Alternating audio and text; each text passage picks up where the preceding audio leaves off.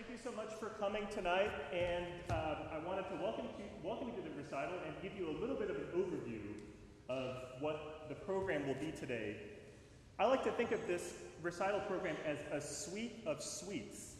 So you'll hear a number of dance suites from a number of different styles of composition, and this suite of suites has at its core j.s.bach. Both literally, it's the center of the program, and also spiritually and emotionally. Schoenberg in particular would have been happy to be on this program with Mozart and Bach, as he saw his music as being the natural heir to those great German and Austrian composers. And in fact, he wrote his very, very first piece in a radical new compositional technique called 12-tone. His very first piece in that, using that technique, was this dance suite that I'm about to play, and it's fitting that he chose the dance suite as the form that he used for this first 12-tone piece. The piece I just played by Mozart is not a dance, but it does what a lot of composers in these dance suite idioms do. He explores a key, in this case D minor, which we're going to come back to, and D major as well. We're going to come back to those keys with the Bach in a big way. The exploration of a key, which D minor would be something like this.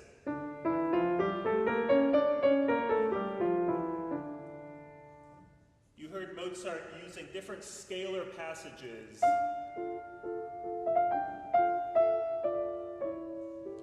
or simple chords. In fact, the Bach English suite starts very similarly. So this idea of exploring a key is a big part of setting the mood for the dance suite. In the case of Schoenberg, there is no conventional key. In fact, he blows up the system of major and minor tonalities, and he creates a new quote-unquote key consisting of a series of 12 notes.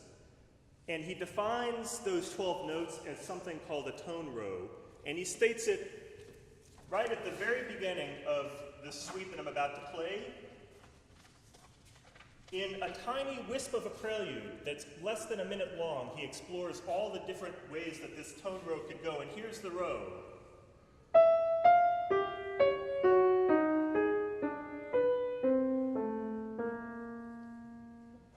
I'll play it again.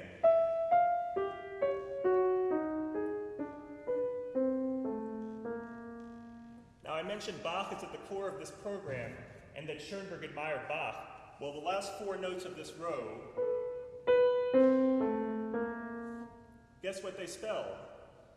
B, A, C, H, and H in the German notational system is a B flat. So you'll hear those four notes quite a bit, and there's Bach right there in the tone row.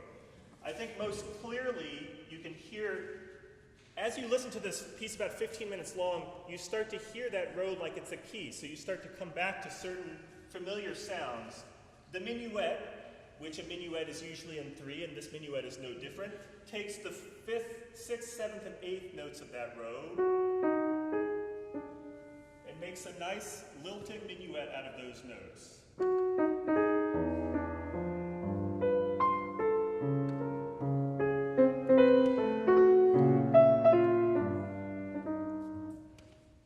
You start to hear those patterns, and for good measure, he repeats everything the same way you would expect in a dance suite. So the minuet is followed by a trio, which then is followed by the repeat of the minuet. So we hear a lot of things twice.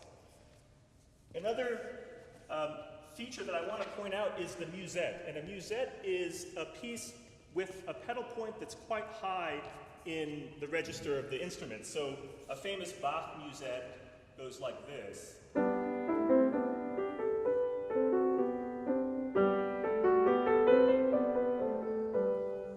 G is there for the entire musette, like a pedal point, or like a drone. In the Schoenberg musette, he takes the very same G, and he takes the other 11 notes of the row and does all sorts of things above that G, but that G is always in the bass.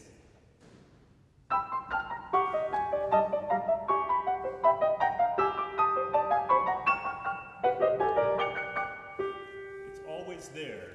So that's something else to listen for. Finally, the trio of the minuet that I mentioned, he finally states completely in order all the different permutations of the row in a canon. So if you've been kind of drifting and you can't quite remember what the row is, listen for that trio, and he actually marks martellato. So I'm really going to pound it out at that moment. It's the midway point of the minuet. I'll follow the Schoenberg with the Bach, which of course is expansive work, takes that idea of a prelude and makes it on an orchestral scale, this exploration of D minor, and then all of the standard dance forms, including what Bach marks as Gavotte 2. If you look at your program, Gavotte 2 is actually a musette as well. So you can listen for that musette as an echo of the Schoenberg. It's actually the other way around historically, of course, but for your listening, it will be Schoenberg and then Bach.